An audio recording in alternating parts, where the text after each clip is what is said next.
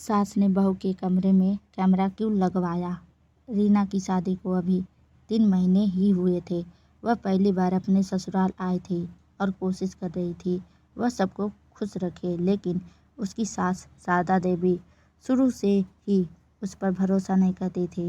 रीना को कई बार महसूस हुआ कि जैसे कोई उसे पर नज़र रख रहा हो। वह कभी अपने कमरे में चीज़ें वैसे नहीं पाती जैसे छोड़कर गई थी। कभी उसकी अलमारी थोड़ी खुली मिलती तो कभी उसका फ़ोन दूसरी जगह रखा होता। एक रात रीना ने अपने पति अमित से कहा, मुझे लगता है माँ जी मेरे कमरे में आती है। अमित हंस पड़ा, तुम ज़्यादा सोच रही हो माँ, ऐसा नहीं है। रीना चुप हो गई, लेकिन उसके मन का डर कम नहीं हुआ। अगले दिन घर में पूजा थी।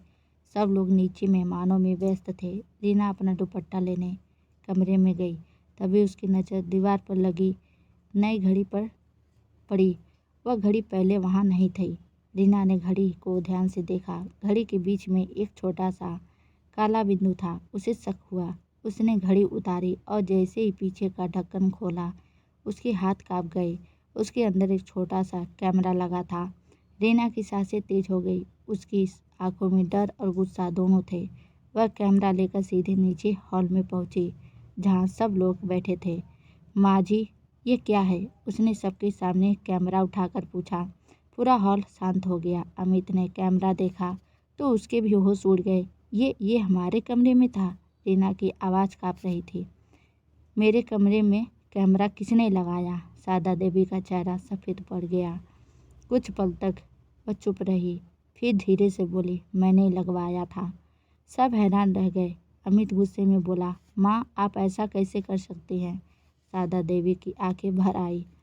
उन्होंने कांपती आवाज़ में कहा, मैं रीना की जासूसी नहीं कर रही थी, मैं उसे बचाने की कोशिश कर रही थी। रीना और अमित एक दूसरे को देखने लगे। बचाने की? अमित ने पूछा। शारदा देवी ने गहरी सांस ली। 2 हफ्ते पहले मुझे एक अनजान नंबर से कॉल आया था। उस आदमी ने कहा, तुम्हारी बहू खतरे में है, अगर उसे बचाना है तो उसके कमरे पर नज़र रखो।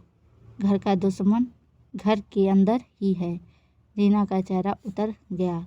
तो आपने मुझे बताया क्यों नहीं? शारदा देवी बोली, क्योंकि उस आदमी ने कहा था अगर मैंने किसी को बताया तो रीना की जान चली जाएगी। कमरे में सन्नाटा छा गया। रीना को पहली बार लगा कि मामला उससे भी बड़ा है जितना वह सोच रही थी। तभी शारदा देवी ने एक और बात कही, अब सिर्फ फ़ोन ही नहीं, मुझे एक चिट्ठी भी मिली थी। उन्होंने अलमारी से एक मुड़ा हुआ कागज़ निकाला। उस पर लिखा था, बहू के कमरे में लाल रंग की चीज़ ढूंढो, सच वही मिलेगा। रीना और अमित तुरंत कमरे में भाग गए। उन्होंने पूरा कमरा खंगालना शुरू किया। अलमारी, दराज, बैग, तकिया सब देखा, लेकिन कुछ नहीं मिला। फिर रीना की नज़र अपने सूटकेस के नीचे रखे लाल रंग के पुराने डिब्बे पर पड़ी। यह डिब्बा मेरा नहीं है, उसने धीरे से कहा। अमित ने डिब्बा खोला। अंदर एक पुराना मोबाइल फ़ोन था और साथ में कुछ फ़ोटो। पहली फ़ोटो देखकर अमित के पैरों तले जमीन खिसक गई। फ़ोटो में उसके पिता यानी रीना के ससुर एक दूसरी औरत और एक छोटे बच्चे के साथ खड़े थे। दूसरे फ़ोटो में वही बच्चा बड़ा होकर एक युवक बन चुका था और तीसरी फ़ोटो के पीछे लिखा था, तुम्हारे पिता की पहली गलती, अब तुम्हारी बारी। अमित के हाथ कांपने लगे। ये कौन है? तभी पीछे से आवाज़ आई, वह तुम्हारा सौतेला भाई है। यह आवाज़ शारदा देवी की थी। उनकी आंखों में आंसू बह रहे थे। उन्होंने सच बताया, अमित के पिता की शादी से पहले एक और रिश्ता था। उस रिश्ते से एक बेटा हुआ था, लेकिन समाज के डर से उस औरत और बच्चे को छोड़ दिया गया। कुछ साल पहले उस औरत की मौत हो गई और अब उसका बेटा वापस लौटा था बदला लेने। रीना घबरा गई। लेकिन उसे मुझसे क्या दुश्मनी? शारदा देवी बोली, क्योंकि उसे लगता था कि इस घर की खुशियाँ छीन कर ही उसका बदला पूरा होगा और सबसे आसान निशाना तुम थी। इतने में नीचे से दरवाज़ा खुलने की आवाज़ आई। घर का पुराना नौकर घबराया हुआ ऊपर आया। मालकिन, बाहर कोई आदमी खड़ा है, कह रहा है कि रीना बहू से मिलना है। सब नीचे भागे। दरवाजे पर एक आदमी खड़ा था। उसके चेहरे पर अजीब सी मुस्कान थी। उसने रीना को देखते हुए कहा, कैमरा मिल गया, अब असली खेल शुरू होगा। अमित ने गुस्से में उसका कॉलर पकड़ लिया। तू कौन है? युवक हंस पड़ा। मैं वो हूँ जिसे इस घर ने कभी अपनाया नहीं। इतना कहकर उसने जेब से चाकू निकाला और रीना की तरफ बढ़ा, लेकिन इससे पहले वह कुछ कर पाता, सादा देवी उसके सामने आ गई। चाकू उनके हाथ पर लग गया। रीना चीख उठी। अमित और नौकर ने मिलकर उस युवक को पकड़ लिया। पुलिस आई। पूछताछ में उसने कबूल किया वह सच में अमित का सौतेला भाई था। वह महीनों से घर के आसपास घूम रहा था।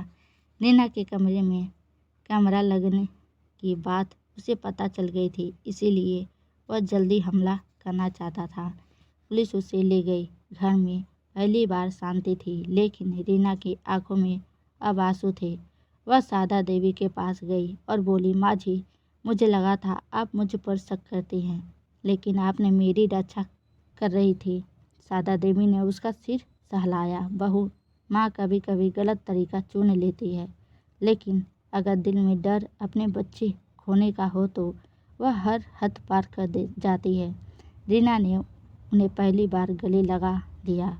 उस दिन के बाद उस कमरे में कैमरा नहीं लगे, लेकिन एक रिश्ता जरूर जुड़ गया, सास और बहू का। क्योंकि कभी कभी जिसे हम दुश्मन समझते हैं वही सबसे पहले हमारी ढाल बनकर खड़ी हो जाते हैं।